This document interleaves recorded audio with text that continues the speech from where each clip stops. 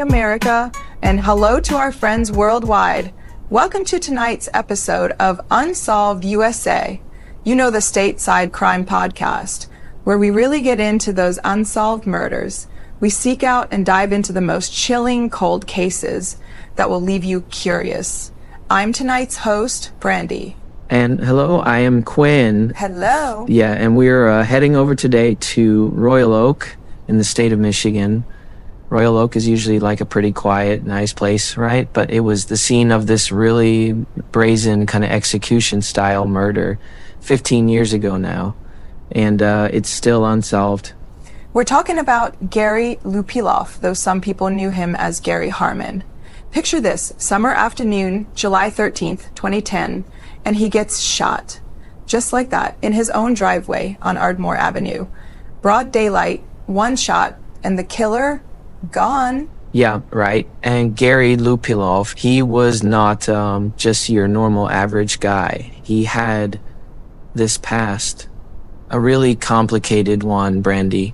Honestly, it might be where the answers are hiding, you know? Okay, so let's dig into the victim a bit. Gary Lupiloff, he was 53 when he died, and like we said, living under the name Gary Harmon. Neighbors knew him as kind of quiet, but, you know, friendly enough if you talk to him. But Gary Harmon, yeah, that was a name he picked up after some serious trouble. He used to be a lawyer, believe it or not, but got disbarred. He forged a client's check for like more than $10,000. And Gary was even on that Fox 2 Detroit Hall of Shame segment way back in 1999, because he ran this car business, rolling back odometers, messing with titles, you know, the whole shady 9 yards. Yeah, and that landed him in federal prison for fraud. Some reports even say he did 2 stints for bank fraud. So yeah, after all that, he gets out, becomes Gary Harmon, and starts this sign business, Screen Source Media, out of his house in Royal Oak. Seemed legit on the surface. Seemed legit, yeah. But trouble just kind of stuck to him, you know. Even Screen Source Media ended up in court over some, let's say, questionable business practices. And money-wise, man, Lupiloff was apparently in deep, because he filed for bankruptcy back in '07. A friend even guessed he owed something like $2 million when he was killed. And the guy who bought his house later, he said he was still getting mail about Lupiloff's debts. Like who? Wow. Okay, so a guy with a history of scams, massive debt, using an alias. I mean, that's got to create a long list of people who were exactly fans. Hi, Dex. Let's talk about the actual crime. It went down just before 3 p.m. on Tuesday, July 13th, 2010.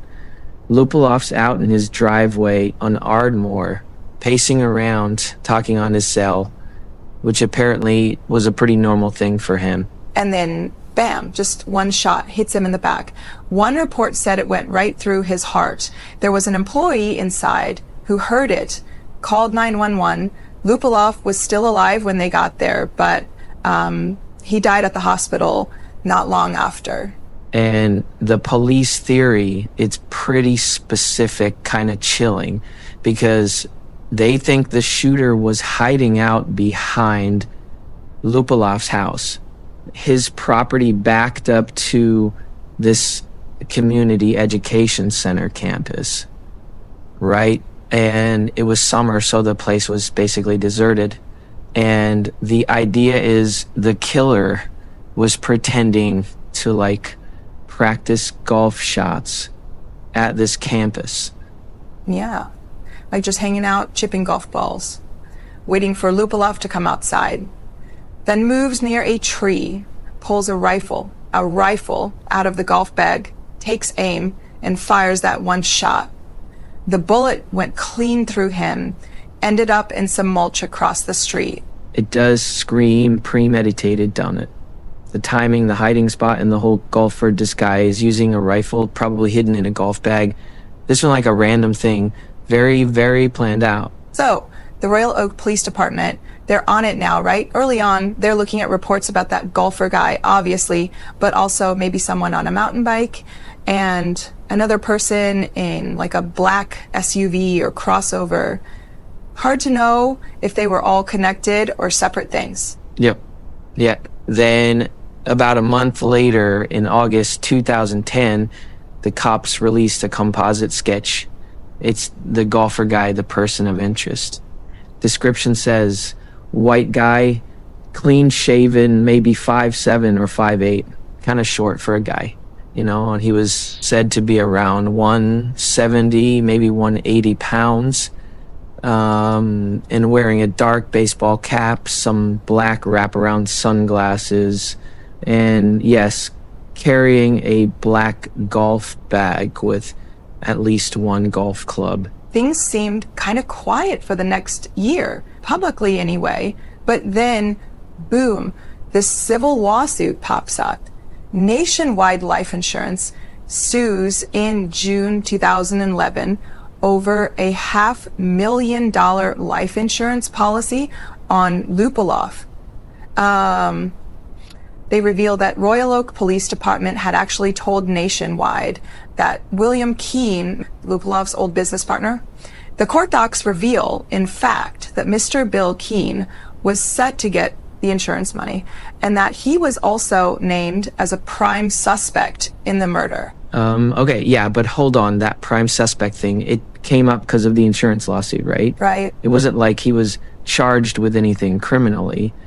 Still, even with that lead in the sketch, the actual criminal case just stalled and stalled, you know. The cops even fought Nationwide in court saying they couldn't hand over their investigation files on Billy Keene because it would mess up the so-called active investigation. Fast forward to 2025 and we are still discussing this story as a cold case. Okay, so let's zoom in more on this William Keene guy, Bill Keene, otherwise known as Billy, according to some Facebook posts. He is from Ann Arbor, Michigan, and yeah, he is also Lupiloff's former business partner. And, okay, remember the height description for the golfer?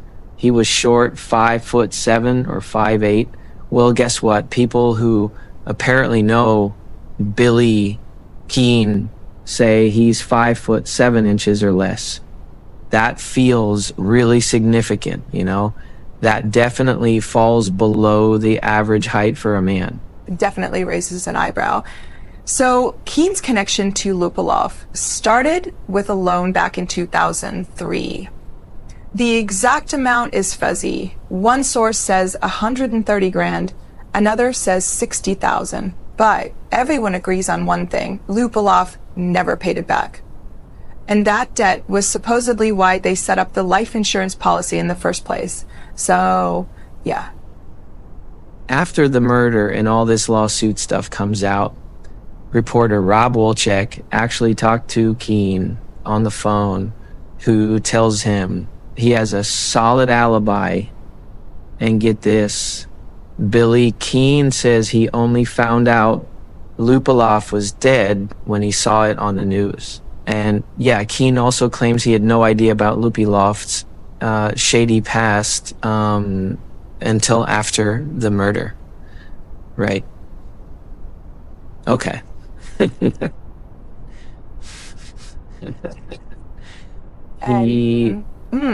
Claiming he didn't know about Lupiloff's past, I think that seems highly disingenuous, right?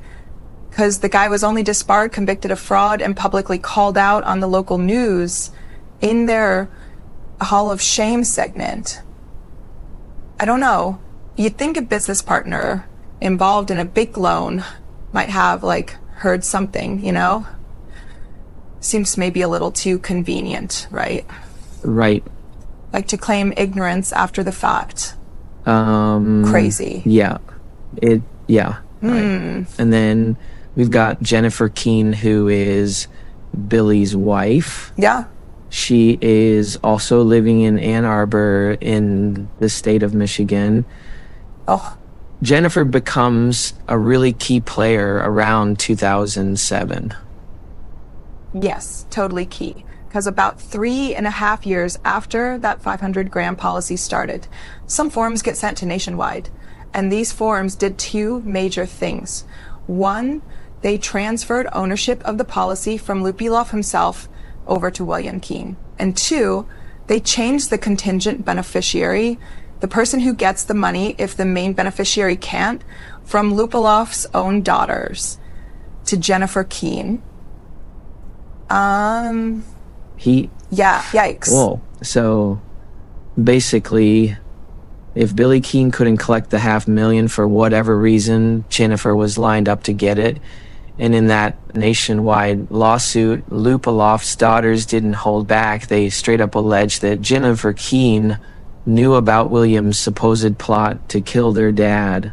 Yeah, major stuff. And during the lawsuit, Nationwide actually tried to get their hands on Jennifer Keene's mental health records. They thought maybe there may be something relevant to motive in there, but the court shut that down. Yeah, said it was protected by psychologist-patient privilege.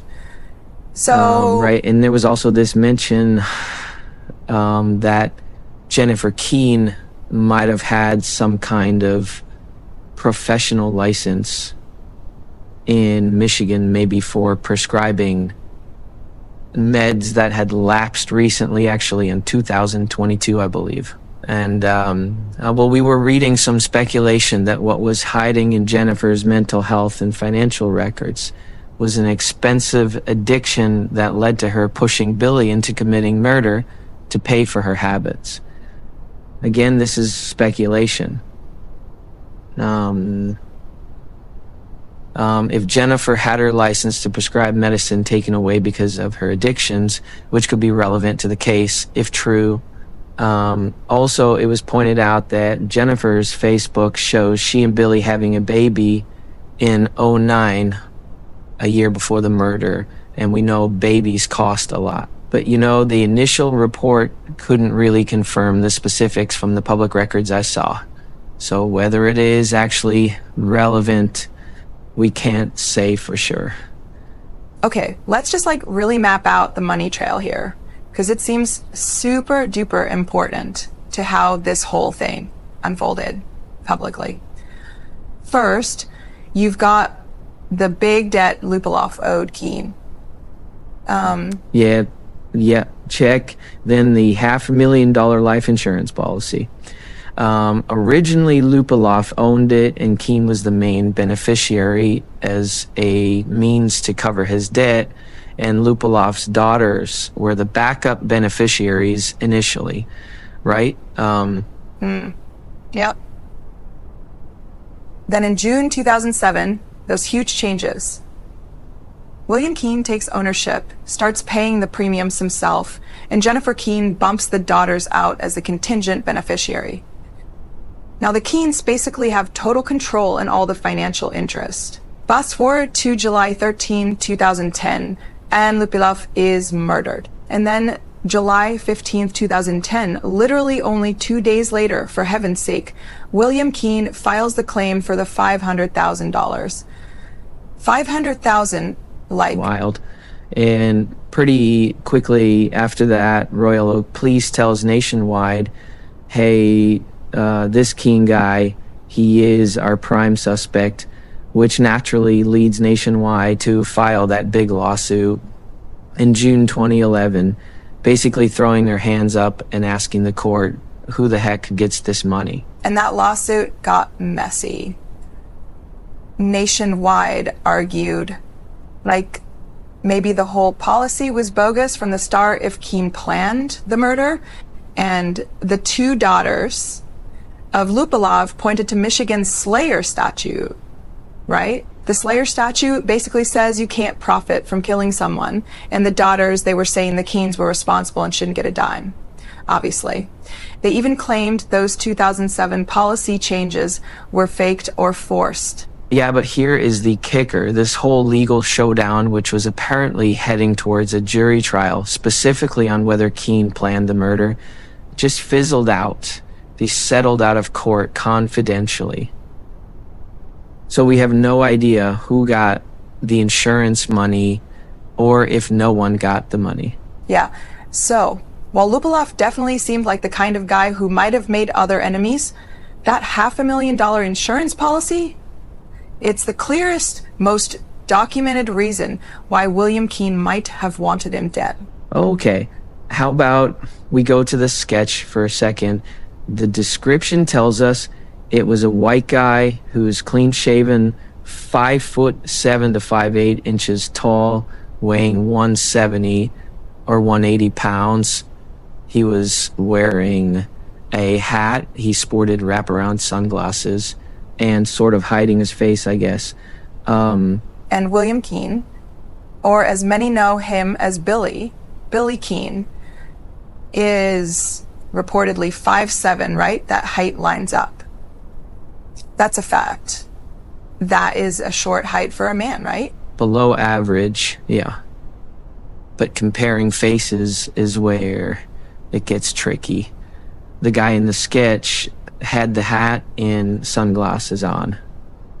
So even if someone says there's a strong resemblance, it's kind of subjective and hard to prove definitively, you know? Yeah, but check this out, see?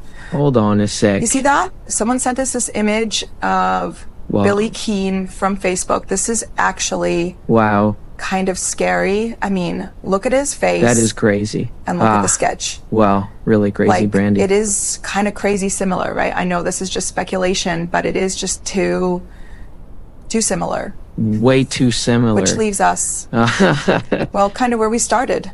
Yeah, man. With a whole lot of questions. Yeah, so. Totally. Like, who actually pulled the trigger? What evidence did the cops really have on William Keene, and why was it not enough to charge him? What really happened with those insurance policy changes in 2007? And what was in that secret settlement? It is still a cold case. Royal Oak Police Department is basically hoping someone somewhere knows that one thing that cracks it open. And what exactly is Billy Keene's alibi for that afternoon? What about Jennifer Keene and her possible involvement? And seriously, did the police look hard enough, you know, given Lupiloff's colorful past? How are we still asking these questions in 2025? Yeah, seriously. A guy was murdered just like that in his own driveway. I do believe that no matter what his history, Gary's family deserves answers. The neighborhood deserves answers. Somebody out there has to know something, you know? Yeah, so if you or anyone you know has any information about Gary Lupiloff's murder, or about that person seen practicing golf near his house that day, please call the Royal Oak Police Department at 248-246-3500. Yeah, let's just hope that someday the truth comes out and there's finally some justice in the cold case, murder on Ardmore Avenue. Don't forget, listeners, tonight's story was from Royal Oak, Michigan. And thank you so much for talking with me, Quinn, on Unsolved USA tonight. Always a pleasure talking to you, Brandi. Thanks, everyone, and have a good night. Have a good night.